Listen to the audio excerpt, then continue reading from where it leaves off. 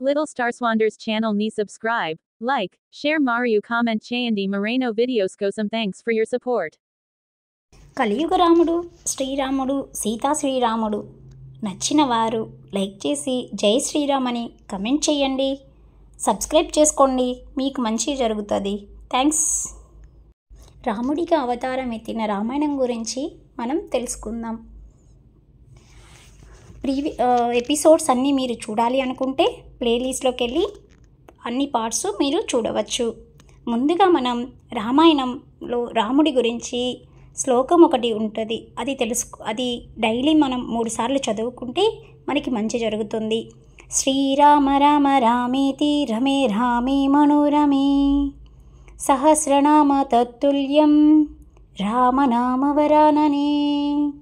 శ్రీరామ రామ రామేతి రమే రామే మనోరమే సహస్రనామ తత్తుల్యం రామనామవరాననే.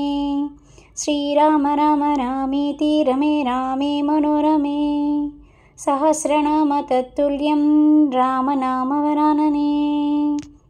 ఇప్పుడు రామాయణం పార్ట్ 1లోకి వెళ్దాం.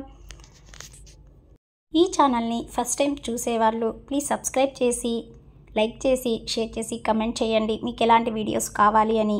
మీరు అలా చేస్తే నాకు సపోర్టివ్గా ఉంటుంది, మరిన్ని వీడియోస్ అప్లోడ్ చేయడానికి వీలుగా ఉంటుంది. Thanks for watching. రామాయణం 68కి వెల్కమ్. ప్రీవియస్ ఎపిసోడ్స్ వినాలనుకున్న వాళ్ళు ప్లేలిస్ట్లోకి వెళ్ళి చూడవచ్చు. మీకు న్యూ నోటిఫికేషన్స్ కావాలి అనుకున్న వాళ్ళు మా ఛానల్ని సబ్స్క్రైబ్ చేసుకొని పక్కనే ఉన్న బెల్ ఐకాన్ని క్లిక్ చేయండి. రామాయణం ఎపిసోడ్ 68. సుసేనుడు పూర్వకాలంలో దేవతలకి రాక్షసులకి గొప్ప యుద్ధం జరిగింది. ఆ యుద్ధంలో రాక్షసులు దేవతలని విశేషమైన అస్త్రములతో బాధించారు. ఎందరో దేవతల ప్రాణాలు విడిచిపెడుతుంటే, శరీరాలు దెబ్బతింటుంటే దేవగురువైన బాహుస్పతి, విశల్యకరణి, సంజీకరణి, సందనాకరణి అనే ఔషధులు కలిగిన మొక్కల రసం పిండి వాసన చూపిస్తే ఆ దేవతలందరూ మళ్ళీ జీవించారు. ప్రస్తుతం అవి పాల సముద్రంలో ఉండే 2 పర్వత శిఖరముల మీద ఉన్నాయి. మన దగ్గర ఉన్న వానర సైన్యంలో హనుమ, సంపాతి, ఋషభుడు, నీలుడు మొదలగు వారు మాత్రమే వెళ్ళి ఆ ఔషధాలని గుర్తుపట్టగలరు. వాటిని తీసుకొచ్చి రాముడికి లక్ష్మణుడికి వాసన చూపిస్తే వారు జీవించే అవకాశం ఉంటుంది అన్నాడు. సుసేనుడు చెప్పిన ప్రకారం వెళదామని వారు అనుకుంటుండగా అక్కడ ఒక గొప్ప నాదం వినపడింది. ఎక్కడిది ఈ ధ్వని అని అందరూ సముద్రం వైపు చూడగా బ్రహ్మాండమైన కాంతితో రెక్కలు అల్లారిస్తూ ఒక మహా స్వరూపము వస్తున్నది. అది వస్తున్నప్పుడు దాని యొక్క కాంతి చేత వేగం చేత సముద్రపు ఒడ్డున ఉన్న కొన్ని వేల వృషములు నేల పడిపోయాయి. కాంతివంతమైన స్వరూపముతో గరుత్మంతుడు వచ్చి అక్కడ నిలబడ్డాడు. ఆయనని చూడగానే ఆశ్చర్యపోయి నమస్కారం చేశారు. అప్పటి వరకు రామలక్ష్మణ్ని గట్టిగా పట్టుకొని ఉన్న నాగములు గరుత్మంతుడు వచ్చి వాళ్ళగానే వాళ్ళని విడిచిపెట్టేసి పారిపోయాయి. నాగములు విడిచిపెట్టగానే రామలక్ష్మణులు స్వస్థత పొంది పైకి లేచారు. గరుత్మంతుడు వాళ్ళిద్దరిని దగ్గరికి తీసుకొని గట్టిగా ఆలింగనం చేసుకొని వాళ్ళిద్దరి ముఖాలని తన చేతులతో తడిమాడు. గరుత్మంతుడు అలా కౌగిలించుకోగానే ఇంతకుముందు రాముడికి ఎంత బలం, ఎటువంటి పరాక్రమం, ఎటువంటి బుద్ధి, ఎటువంటి తేజస్సు ఉండేదో వాటికి 2 అంతలు పొందాడు. వాళ్ళ ఒంటి మీద ఉన్న గాయములన్నీ మానిపోయాయి. గరుత్మంతుడు, రామా, ఇక మీద నువ్వు చాలా జాగ్రత్తగా ఉండు. కద్రువ యొక్క సంతానమైన భయంకరమైన కోరలున్న పాములని తన మాయా చేత ఇంద్రజిత్ బాణములుగా మార్చుకున్నాడు. ఈ నాగపాసం నుండి చేత ఇంద్రజిత్ బాణములుగా మార్చుకున్నాడు. ఈ నాగపాసం నుండి దేవేంద్రుడు కూడా విడిపించుకోలేడు. యక్ష, గంధర్వ, కిన్నెరుల అందరూ కలిసి ఇక్కడికి వచ్చినా నా నాగపాసంలో విడదీయలేరు. ఇది కేవలం నన్ను చూసి మాత్రమే విడవడుతుంది అన్నాడు. రాముడు, మీరెవరు అని అడిగాడు. రామా, నేను గరుత్మంతుడిని. నేను ఎందుకు వచ్చానని ఇప్పుడు అడగవద్దు. నీకు నాకు ఒక గొప్ప స్నేహం ఉన్నది. నీకు నాకు ఉన్న అనుబంధం ఏమిటో యుద్ధం అయ్యాక చెబుతాను. ఇప్పుడు చెప్పడము కుదరదు. నువ్వు నన్ను అడగనూకూడదు. కొద్ది కాలంలోనే ఈ లంకలో వృద్ధులు, బాలురు తప్ప ఓపికన్న రాక్షసుడు ఎవ్వడూ ఉండకుండా నువ్వు కొట్టేసి సీతమ్మని పొందుతావు. మరి నేను బయలుదేరడానికి నాకు అనుమతిని కటాక్షించు అన్నాడు. రాముడు, చాలా సంతోషం, మీరు వెళ్ళండి అన్నాడు.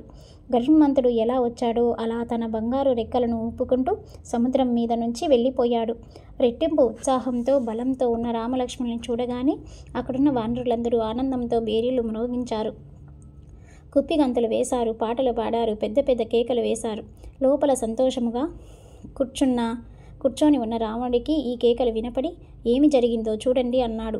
అక్కడున్న రాక్షసులు ప్రసాదం మీదకు ఎక్కి చూసేసరికి 2 ఏనుగుల స్నానం చేసి వచ్చి నిలబడితే ఎలా ఉంటుందో అలా రామలక్ష్మణులిద్దరూ నిలబడి ఉన్నారు. వాళ్ళు వెంటనే చూసిన విషయాన్ని రాముడికి చెప్పారు. ఆ మాటలు విన్న రావణుడు మొదట ఆశ్చర్యాన్ని పొంది తర్వాత ఆగ్రహంతో ఊగిపోయాడు. రావణుడు దుర్మాక్షుడు అనే రాక్షసుడిని పిలిచి, నువ్వు వెంటనే వెళ్ళి రాముణ్ణి, లక్ష్మణ్ణి, సుగ్రీవుణ్ణి సంహరించి తిరిగిరా. నీకన్నా బంధువు నాకు లేడు. నువ్వు అపారమైన శౌర్యం ఉన్నవాడివి. నీకు కావలసినంత సైన్యాన్ని తీసుకొని వెళ్ళు అన్నాడు. దుర్మాక్షుడు పశ్చిమ ద్వారం గుండా బయటికి వెళ్ళాడు. ఆయన అలా బయటికి వెళ్ళగానే ఆకాశం నుండి ఒక మేఘం వచ్చి రక్తాన్ని వర్షించింది. ఆకాశంలో తిరుగుతున్న ఒక గ్రద్ద వాడి రథం మీద వాలింది. రక్తంతో తడిసిపోయిన ఒక తెల్లటి మొండెం సూర్యమండలంలో నుంచి వాడి రథం ముందు పడింది. ఇన్ని అపశకునాలు జరిగినా గమనించిన దుర్యోధనుడు ఆ రథం నుంచి బయటికి దూకేశాడు. ఆ రథం తుత్తుల నీతి అయిపోయింది. దుర్మాక్షుడు కొన్ని బాణములను హనుమంతునికి కొట్టాడు. హనుమంతుడు ఒక పర్వత శిఖరాన్ని పీకి ఆ ద్రుమకానికి మీద వేస్తే నంజు అయిపోయి ఆ దుర్మాక్షుడు మరణించాడు. రావణుడు వజ్రతుష్టుడైన రాక్షసుని యుద్ధానికి పంపాడు. అప్పుడు ఆయన సైన్యంతో కలిసి దక్షిణ ద్వారం గుండా బయటికి వచ్చాడు. ఆ వజ్రదుండు బయటికి రాగానే అరణ్యంలో ఉన్న నక్కలు అరిచాయి. అన్ని మృగాలు ఏడిచాయి. ఆ వజ్రదుండము ఒకేసారి 7-8 బాణముల ప్రయోగించేవాడు. అన్ని వైపులకి బాణముల్ని ప్రయోగము చేసి వానరుల్ని కొట్టాడు. ఇక వీటిని ఉపేక్షించకూడదని అంగదుడు భావించి ఒక పెద్ద వృక్షాన్ని పట్టుకొచ్చి వజ్రదుండకి కొట్టబోయాడు. ఆ వృక్షాన్ని తన బాణముల చేత వజ్రదుండం నరికేశాడు. అగంధుడు ఒక పెద్ద పర్వతాన్ని పట్టుకొచ్చి దానిని విసిరేశాడు. ఆ దెబ్బకి వజ్రదుండి రథం ముక్కలైపోయింది. అగంధుడు ఒక పర్వత శిఖరమును పట్టుకొచ్చి విసిరేసరికి దానికి కింద పడి వజ్రధనుష్యుడు మరణించాడు. ఈసారి రావణుడు అకంపనుడు అనే రాక్షసుని పంపాడు. ఆ అకంపనుడు యుద్ధానికి వస్తుండగా ఆయన ఎడమ కన్ను అదిరింది. అకారణంగా వాడి కంఠం బొంగురపోయింది. పక్షులు, మృగాలు ఆయన చుట్టూ తిరుగుతూ దీనంగా ఏడుస్తున్నాయి. ఎంత పల్లాలు లేని మార్గంలో వెళ్తున్న గుర్రాలు తొర్రుపడి మోకాళ్ళు మీద కింద పడి పైకి లేచాయి. ఆ కంపుడు కూడా పశ్చిమ ద్వారం గుండానే బయటికి వెళ్ళాడు. ఆయన కొంతసేపు భయంకరమైన యుద్ధం చేసి వానరుల్ని కొట్టాడు. హనుమంతుడు ఆయన మీదకి ఒక పర్వతాన్ని విసిరగా దాని ముక్కలు చేశాడు. హనుమంతుడు వేసిన ఒక పెద్ద చెట్టుని 14 బాణములతో కొట్టి బద్దలు చేశాడు. ఆ హనుమంతుడు ఇంకొక పెద్ద చెట్టుని పట్టుకొని పరిగెత్తుకుంటూ వస్తూ దారిలో ఉన్న రాక్షసుల్ని కొట్టుకుంటూ ఏనుగుల్ని ఎడమ చేత్తో విసిరేస్తూ మహారౌద్ర రూపంలో ఆ చెట్టును పట్టుకెళ్ళి అకంపకుణ్ణి కొట్టాడు. ఆ దెబ్బకి వాడు పుచ్చెడు చనిపోయాడు. రావణుడు తన సర్వసైన్యాధికారి అయిన ప్రహస్తుడిని పిలిచి, ప్రహస్త, యుద్ధం చాలా తీవ్రంగా ఉన్నది. నేను వెళ్ళాలి. కుంభకర్ణుడు వెళ్ళాలి. నికంబుడు వెళ్ళాలి. లేకపోతే తత్యులమైన పరాక్రములు ఉన్నా నువ్వు వెళ్ళాలి. వెళ్ళిన వాడు తిరిగి రావడము లేదు. ఇప్పుడు కానీ నువ్వు వెళితే యుద్ధం చేద్దాము, మనం యుద్ధం చేయలేము అని నువ్వు అంటే యుద్ధం ఆపేద్దాము అన్నాడు. ప్రహస్తుడు, మీరు ఈ మాట ఇంతకుముందు ఒకసారి సభలో అడిగారు. అప్పుడు కొంతమంది ఈ సీతమ్మనిచ్చేయండి అన్నారు. మీరు అప్పుడే ఇవ్వలేదు. ఇప్పుడు యుద్ధం ఆపడమేమిటి? యజ్ఞంలో వేసిన దర్భాల వెళ్ళి పడిపోవడానికి సిద్ధంగా ఉన్నాను. ఇప్పుడు నన్ను వెళ్ళమనవా మీ ఉద్దేశం అన్నాడు. రావణుడు, ప్రహస్త, నీ కంఠం గట్టిది. నువ్వు యుద్ధానికి వెళ్ళి గట్టిగా అరువు. వానరులకి యుద్ధం చేయడం రాదు.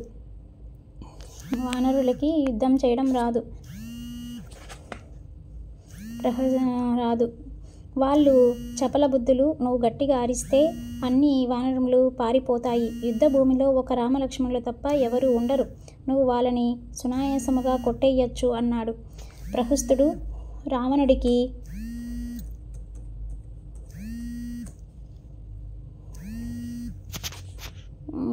రావణునికి ప్రదక్షిణ చేసి రథానికి ప్రదక్షిణ చేసి కొన్ని లక్షల సైన్యంతో యుద్ధానికి వెళ్ళాడు. ఈయనకి కూడా అనేకమైన అపశకునాలు కనపడ్డాయి.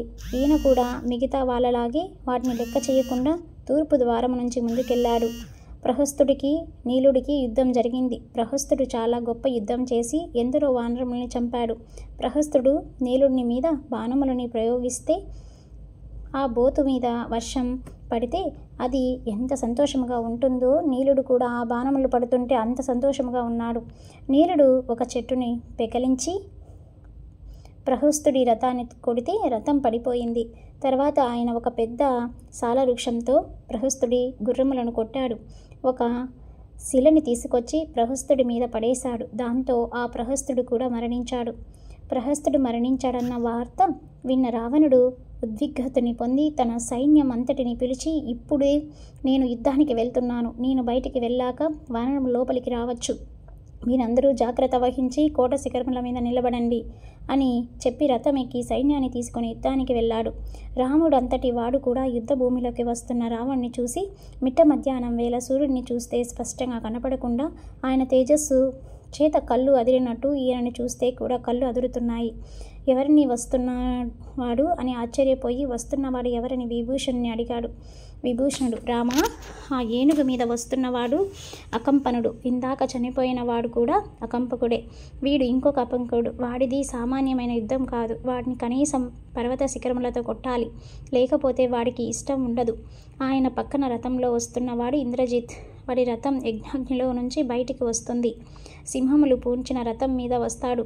ఈ పక్కన మహేంద్ర పర్వతం, విద్యాపర్వతం ఎంత శరీరాలతో ఉంటాయో, ఎంత ధైర్యంతో ఉంటాయో అంతటి ధైర్యము శరీరము ఉన్న అతికాయుడు వస్తున్నాడు. పర్వత శిఖరం కదిలి వస్తున్నదా అన్నట్టుగా ఉన్న ఆ ఏనుగు మీద వస్తున్నవాడు మహోదరుడు.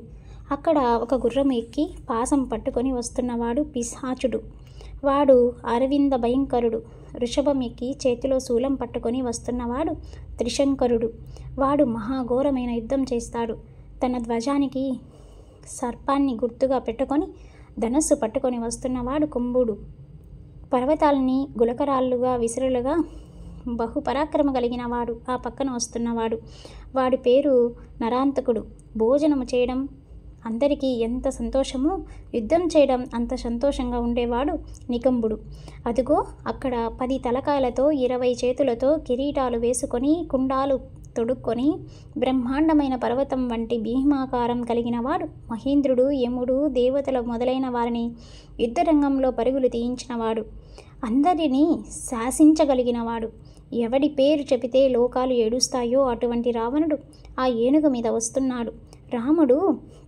రావణ్ణి చూసి, ఏమి తేజస్సు, ఏమి కాంతి, ఏమి స్వరూపం, ఏమి ఆ పరాక్రమం, మిట్ట మధ్యాహ్న సూర్యుల్లా ప్రకాశిస్తున్నాడు.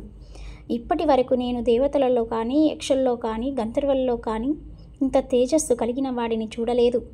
ఇన్నాళ్ళకి రావణ్ణి చూసి అదృష్టం కలిగింది. ఇక వీడు తిరిగి ఇంటికి వెళ్ళడు. ఎవరితో యుద్ధం చేయాలని చూస్తున్నానో అటువంటి వాడు ఇవాళ యుద్ధ భూమిలోకి వచ్చాడు అని సంతోషముగా ధనుసుని చేతితో పట్టుకొని టంకారం చేశాడు.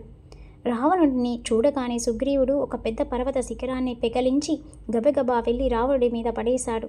తన మీదికి వస్తున్న ఆ పర్వత శిఖరాన్ని రావణుడు అర్ధచంద్రాకార బాణములతో తుత్తునీయలు చేసి బంగారు కొనలు కలిగిన బాణపులతో సుగ్రీవుడి గుండెల్లో కొట్టాడు. ఆ దెబ్బకి భూమిలో నుంచి జలం పైకొచ్చినట్టు సుగ్రీవుడి గుండెల్లో నుంచి రక్తం పైకి వచ్చింది. అంతటి సుగ్రీవుడు కూడా గట్టిగా అరుస్తూ కింద పడి మూర్ఛపోయాడు. గవాక్షుడు, గవయుడు, సుశేక్షుడు, సుబనుడు, నలుబుడు మొదలైన వానర వీరులందరి మీద 4, 6, 8, 12 బాణములను ఏకకాలమునందు విడిచిపెట్టి వాళ్ళ మర్మస్థానముల మీద కొట్టాడు. వాళ్ళందరూ కింద పడిపోయారు. వానర వీరులందరినీ రావణుడు కొట్టేస్తున్నాడని హనుమంతుడు గబగబా వచ్చి రావణుడి రథం ముందు నిలబడి కుడి చెయ్యి బిగించి, రావణా, నీకు బ్రహ్మగారి వరములు ఉన్నాయని మిడిసిపడ్డావు, సీతమ్మని అపహరించావు. నా పిడికిలి గుద్దు చేత నీలోని జీవాత్మని పైకి పంపిస్తానురా అన్నాడు. రావణుడు, నువ్వెంత మొనగాడివైతే అది చాలా గొప్ప విషయమే. నన్ను చూస్తాను అన్నాడు. హనుమంతుడు తన పిడికిలి బిగించి రావణుడి శిరస్సు మీద ఒక గుద్దాడు. ఆ దెబ్బకి రావణుడు స్పృహ తప్పినట్లయి అటు ఇటు తూలి, ఆహా, ఏమి దెబ్బ కొట్టావు, చేస్తే నీలాంటి వాడితో యుద్ధం చేయాలి అన్నాడు. హనుమంతుడు, ఛీ దుర్మార్గుడా, ఇన్నాళ్ళకి నా పిడికిలి పోటు మీద నాకు అసహ్యం వేసింది. దీనితో గుద్దాక నువ్వు బతికి ఉన్నావు. ఎంత ఆశ్చర్యం. నేను ఇంకా నిన్ను కొట్టను. నువ్వు నా వక్షస్థలం మీద గుద్దు. నా శక్తి ఏమిటో నీవు చూద్దువు కానీ అప్పుడు నేను నిన్ను మళ్ళీ తిరిగి గుద్దుతాను అన్నాడు. రావణుడు తన కుడి చేతిని బిగించి హనుమ యొక్క వక్షస్థలం మీద ఒక గుద్దు గుద్దాడు. ఆ దెబ్బకి హనుమంతుడు గిరగిరా తిరిగి నెత్తురు కక్కుతూ నేల మీద పడిపోయాడు. సర్వసైన్యాధికారి అయిన నీలుడు చీమ అంత రూపాన్ని పొంది రావణునికి బాగా విసిగించాడు. రావణుడి బాణముల మధ్య నుండి తప్పించుకుంటూ వెళ్ళి ఆయన కిరీటం మీదకి దూకి అక్కడి నుంచి కిందికి దూకి ఆయన చెవులు బుగ్గలు కొరికాడు. తర్వాత ఆయన అటు ఇటు పాకుతూ నానా అల్లరి పెట్టాడు. అప్పుడు రావణుడు ఆగ్నేయాస్త్రాన్ని నీలుడి మీదికి అభిమంత్రించి వదిలాడు. అప్పుడు అస్త్రం మంటలకు కక్కుతూ నీలుడి మీద పడిపోయింది. అదృష్టవశాత్తు నీలుడు అగ్ని యొక్క అంశకి జన్మనించినవాడు కనుక ఆ మంటల్ని తట్టుకోగలిగాడు. స్పృహ కోల్పోయిన నెత్తురు కక్కుతూ నీల మీద పడిపోయాడు.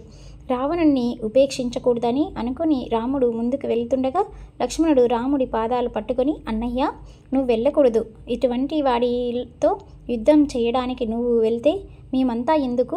నేను వెళ్తాను, నన్ను ఆశీర్వదించు అన్నాడు. రాముడు, నాయనా, వచ్చిన వాడు సామాన్యుడు కాదు. వాడు వేసిన బాణములని నిగ్రహిస్తూ నీ బాణములతో వాడి మర్మస్థానముల యందు గురి చూసి కొడుతూ రావణ్ణి నొప్పించు, లోపల మంత్రములని మనము చేసుకుంటూ వెళ్ళు అని చెప్పాడు. దుష్టాత్ముడవై మా వదినని అపహరించావు. ఇప్పుడు యుద్ధ భూమిలో కనపడ్డావు కనుక నువ్వు ఇక ఇంటికి వెళ్ళే సమస్య లేదు అని చెప్పి లక్ష్మణుడు రావణుని మీద బాణములను ప్రయోగించాడు. లక్ష్మణుడు వేసిన బాణములను రావణుడు దారిలోనే సంహారం చేసి తాను కొన్ని బాణములను ప్రయోగించాడు. రావణుడు వేసిన బాణములు లక్ష్మణుడు నిగ్రహించాడు. లక్ష్మణ్ణి ఉపేక్షించకూడదని రావణుడు భావించి బ్రహ్మగారిచ్చిన శక్తి ఈ అస్త్రం ఎవరి మీదన్నా ప్రయోగిస్తే ఇక వాళ్ళు మరణించాల్సిందే అనే భయంకరమైన ఆయుధాన్ని అభిమంత్రించి ఆయన మీద వేశాడు. లక్ష్మణుడు దాని మీదకి వేసిన అనేకమైన బాణములను కూడా అధిగమించుకుంటూ వచ్చి ఆయన వక్షస్థలం మీద పడింది. అప్పుడు లక్ష్మణుడు నేను విష్ణుహంసని స్మరించాడు. అయినా ఆ బాణము యొక్క దెబ్బకి లక్ష్మణుడు స్పృహ కోల్పోయి నేల మీద పడిపోయాడు. రావణుడు లక్ష్మణుని తన రథంలో లంకకి తీసుకువెళ్దామని అనుకుని పరుగున వచ్చి తన 20 చేతులతో లక్ష్మణుని ఎత్తబోయాడు. ఆ చేతులతో మేరు పర్వతాన్ని, మందర పర్వతాన్ని, హిమవత్ పర్వతాన్ని కదిపిన రావణుడు ఇవాళ ఆ చేతులతో లక్ష్మణుడిని ఎత్తుకోలేకపోయాడు. లక్ష్మణుడు పడిపోయే ముందు నేను విష్ణు అంశని అని పడిపోయాడు కనుక రావణుడు ఎత్తలేకపోయాడు. ఇంతలో హనుమంతుడు మూర్ఛ నుండి తేరుకొని చూసేసరికి రావణుడు రథం దిగి లక్ష్మణుని పైకెత్తడానికి ప్రయత్నిస్తూ కనపడ్డాడు. అప్పుడు హనుమంతుడికి ఎక్కడ లేని కోపం వచ్చి నీ దిక్కుమాలిన చేతులతో లక్ష్మణుని పట్టుకొని తీసుకోపోదామనుకుంటున్నావా అని పరుగున వచ్చి తన కుడి చేతితో రావణుడి వక్షస్థలంలో ఒక పోటు పొడిచాడు. ఆ దెబ్బకి రావణుడి చెవుల నుండి, ముక్కు నుండి, కనుగుడ్ల పక్క నుండి కూడా రక్తం కారి మోకాళ్ళ మీద కిందికి పడి మళ్ళీ స్పృహలోకి వచ్చి గబగబా తన రథంలోకి వెళ్ళి కూర్చుండిపోయాడు. లక్ష్మణుని హనుమంతుడు పరమ భక్తితో రక్షించుకోవాలనే భావనతో ముట్టుకునేసరికి ఆయన దూది పింజలా పైకి లేచాడు. లక్ష్మణుడిని తీసుకెళ్లి రాముడికి అప్పగించారు. వెంటనే లక్ష్మణుడు స్పృహ పొంది బ్రహ్మగారి శక్తిని నా మీదికి ప్రయోగించాడు. అన్నయ్య, అప్పుడు నేను విష్ణు అంశని స్మరించాను, నాకు ఏ ఉపద్రవము లేదు అన్నాడు. లక్ష్మణుడి మాటలు విన్న రాముడు క్రోధముతో గబగబా అడుగులు వేసుకుంటూ యుద్ధానికి బయలుదేరాడు.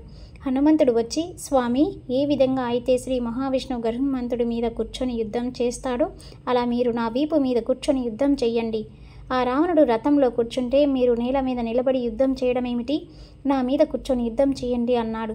రాముడు హనుమ మీద కూర్చొని యుద్ధానికి వెళ్ళి దుర్మార్గుడు, ఆచారభ్రష్టుడు, పరస్త్రీని అపహరించవాడా, ఈరోజు నువ్వు అంతఃపురంలోకి వెళ్ళవు, ఇవాళ నీ 10 తలకాయలు కొట్టేస్తాను అని రాముడు చెబుతుండగా రావణుడు విశేషమైన బాణ పరంపరని హనుమంతుడిని మీద కురిపించాడు.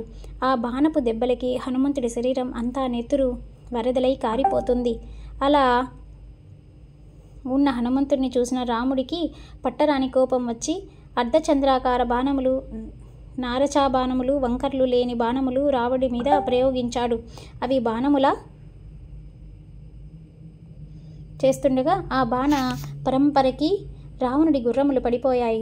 సారథి చనిపోయాడు. ధ్వజం పడిపోయింది. చక్రాలు ఊడిపోయాయి. రావణుడు తూలి భూమి మీద నిలబడ్డాడు. ఆ రావణుడి చేతిలో కోదండము, ఖడ్గము ఉన్నాయి. రాముడు రావణుడి భుజంలోకి బాణాలు కొట్టాడు.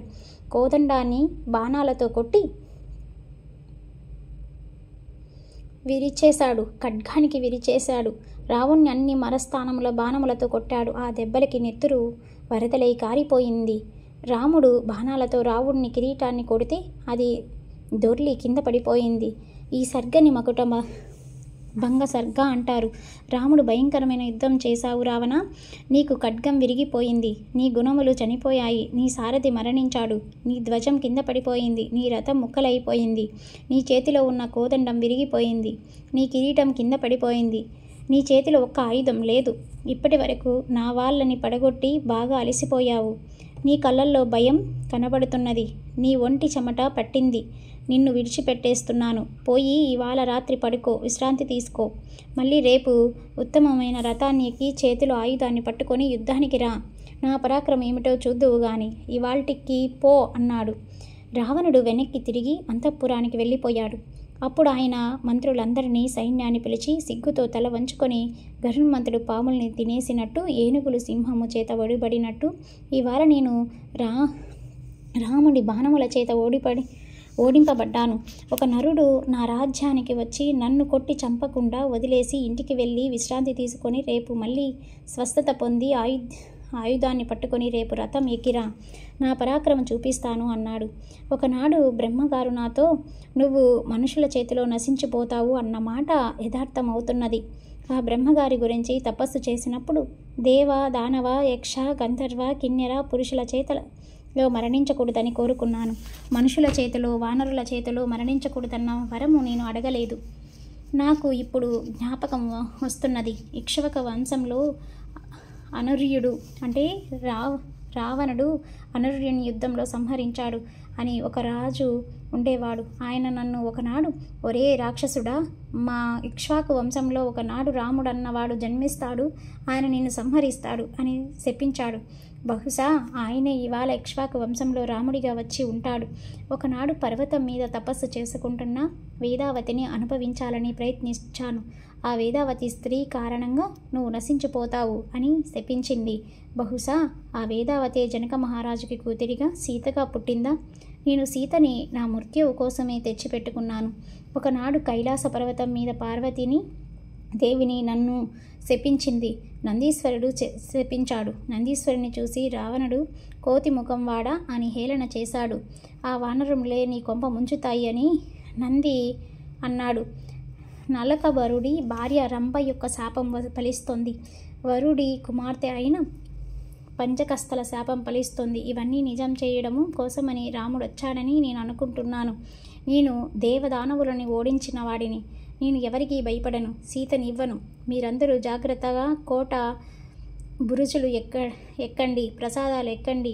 నేను ఎవరిని పిలిస్తే వాళ్ళు రావాలి, యుద్ధానికి వెళ్ళాలి. ఇంకా మామూలు వాళ్ళు యుద్ధానికి పనికిరారు. నా తమ్ముడైన కుంభకర్ణుడు ఉన్నాడు. వాడి యుద్ధానికి ఇంద్రుడు మొదలైన వాళ్ళు హడలిపోయారు. వాడు మొన్ననే సభకి వచ్చాడు, ఇప్పుడు నిద్రపోతున్నాడు. వాడిని లేపడమే కష్టం. వాడు లేస్తే రాముడు ఎంత? వెంటనే వెళ్ళి కుంభకర్ణుని లేపి తీసుకురండి అన్నాడు. మరి కుంభకర్ణుడు వెళ్ళి జయించగలడా శ్రీరాముణ్ణి అనేది నెక్స్ట్ ఎపిసోడ్.